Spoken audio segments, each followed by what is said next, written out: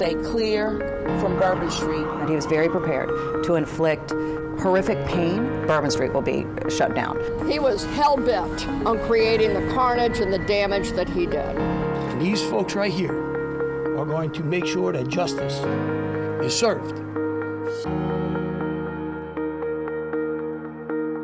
Well, good evening and thank you for joining us as we continue to cover a horrific breaking news story here in New Orleans. I'm Sharice Gibson. And I'm Devin Bartolotta. This all started around 3:15 this morning when a man deliberately drove his truck down Bourbon Street.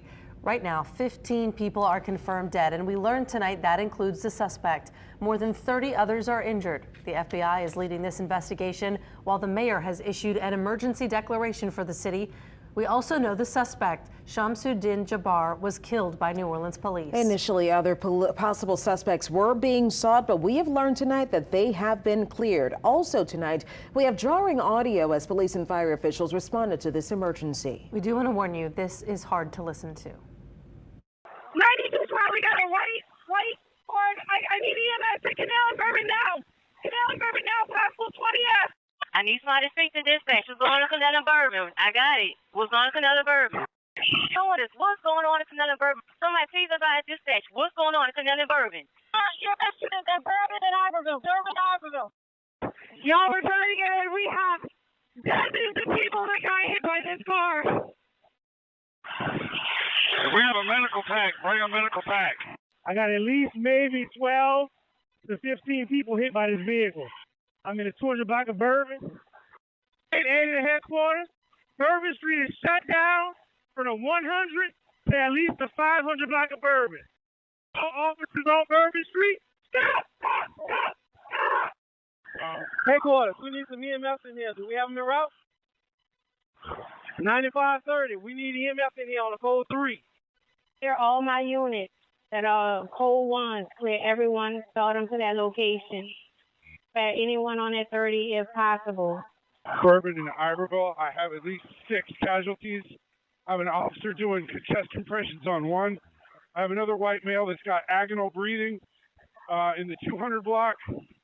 Multiple casualties that may be going 10-7. The audio is certainly difficult to hear. We have had crews covering all angles of this story from all across the city. Alyssa Curtis joining us now from near where this all began. That is near Canal and Bourbon Street. Alyssa, can you walk us through the details here? Yeah, hey guys, we are right here on Canal and Bourbon, just not far from where this all started early this morning. This scene has looked much of the same since a few hours ago, just a heavy law enforcement presence. And this huge area that's barricaded off, police making sure that no one crosses into this crime scene tape to make sure that they keep and contain this scene, to make sure they're getting every piece of evidence as they can. We've seen kind of the presence on Canal Street throughout the day kind of ebb and flow. Right now it's a little slower right now with tourists walking around on Canal, but I will say the main thing here, not just right here on this crime scene, but throughout the day in every single aspect, there has been a unified command in every single law enforcement agency here today.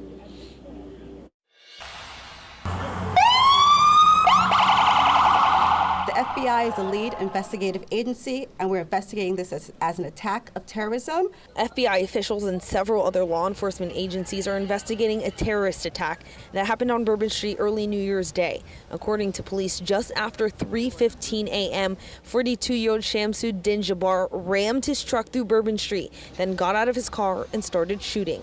Weapons and potential improvised explosive devices, IEDs, were located in the subject's vehicle. Other potential IEDs were also located in the French Quarter. Authorities say 14 other people have died and several others were injured, including 2 NOPD officers. The suspect in Jabbar was also killed, and police say he makes 15. But his death doesn't mean the end of the investigation. Despite the heavy police presence. Over the last 24 hours, we had approximately 400 officers in the French Quarter.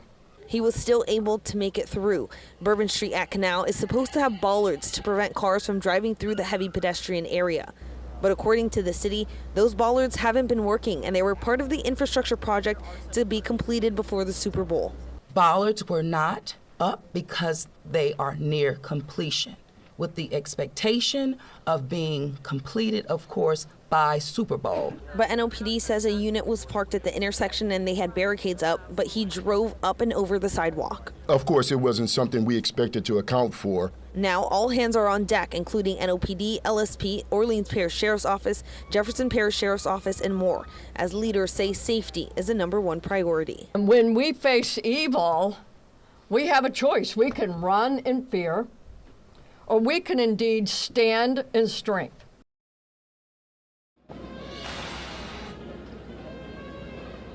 Again, just still heavy law enforcement presence here at Canal and Bourbon. Like you guys mentioned, the mayor did enact an emergency declaration, and I'm sure this scene is going to look as it does for quite some time. Reporting live at Canal and Bourbon, Alyssa Curtis, WWL Louisiana. Alyssa, thank you so much for your reporting today. Again, the suspect is Shamsuddin Jabbar. He's believed to be from the Houston area. Initially, the FBI was looking for other potential suspects, but we've now learned those people have been cleared. Chief Investigator David Hammer has more tonight on what we know about Jabbar. 42-year-old Shamsuddin Jabbar was born and raised in Beaumont, Texas. He graduated from Georgia State University and served in the U.S. military. I've been here all my life, with the exception of traveling for the military, where I spent 10 years as a human resources specialist and IT specialist, where I learned the meaning of great service. Other soldiers who served with him as an IT specialist in the Army Signal Corps say he was the top of his IT class at Fort Gordon, Georgia. I mean, from day one, you can tell that his knowledge in the IT field was better than everyone else's. Peter Heap served 6 years in the Louisiana National Guard and the last 18 years on active duty as an Army sergeant. He took an IT class with Jabbar in 2010, and for the next decade or more, they remained Facebook friends. I still thought that he was still a somewhat good guy. He was genuine, he was nice. In 2020, he made this video about his budding career as a real estate agent in Houston, Texas. What really sets me apart from other agents is my ability to be able to, one, be a fierce negotiator. And public records show that Jabbar remained an active American citizen after his honorary discharge from the military, voting in the 2020 presidential election. Heap said Jabbar used to make pro-Islamic posts on Facebook, but nothing radical. I would not categorize him as being a Muslim extremist at that time when I knew him. Not at all. I think sometime between when I knew him and now, he got radicalized. Now, the FBI says Jabbar's the same man who drove a pickup truck with an ISIS flag mounted in the back and committed a heinous act of terror. The FBI says he's the driver who mowed down dozens of people on Bourbon Street after 3 a.m. on New Year's 2025. The same man in military gear who fired on officers and ended up here lying dead in the street like many of his alleged victims. The FBI in Houston and the Harris County Sheriff's Office later confirmed taking action at a cluster of trailer homes at the corner of Crescent Peak Drive and Hugh Road, the same intersection where public records show Jabbar's last known address. David Hammer, WWL Louisiana. And the FBI is asking for any information about Jabbar. If you saw him, the truck he was driving, anything, call them at the number on your screen. That's 1-800-CALL-FBI or go to their website. Another scene also played out today in St. Roch, beginning with a fire at an Airbnb on Mandeville Street. For more on how that's tied to our Bourbon Street suspect, here's Jennifer Bellamy. For hours, neighbors in New Orleans forced to evacuate from their homes. This going on Mandeville, a location where there has been a large, heavy police response. This all starting around 5:18 on Wednesday morning when New Orleans Fire responded and put out a fire in this neighborhood. After that, they called in the bomb squad. The New Orleans Police Department, along with the FBI and ATF, responding as well to what is believed to be a connection between the Bourbon Street attack with the suspect potentially staying at an Airbnb along this street. Neighbors telling me that they are very concerned about what's going on with this possible connection to their community. This is insane. Scary enough for it to have been a fire, but that a bomber was hiding out there is insane. It's a shame. It's really, it's sad because it's supposed to be, a new year, a new start. Everybody kind of, let's put last year away, let's move forward. And yeah, this is just not the way you want to start out, especially with so many people who have passed away already this morning. And that was Jennifer Bellamy reporting. We learned from a neighbor that those on the block were led back into their homes around 8 o'clock this evening. Again, 14 people were killed in this attack. We've been working to identify all of the victims. Whitney Miller has more on what we know so far. At least 15 people have died in this senseless tragedy.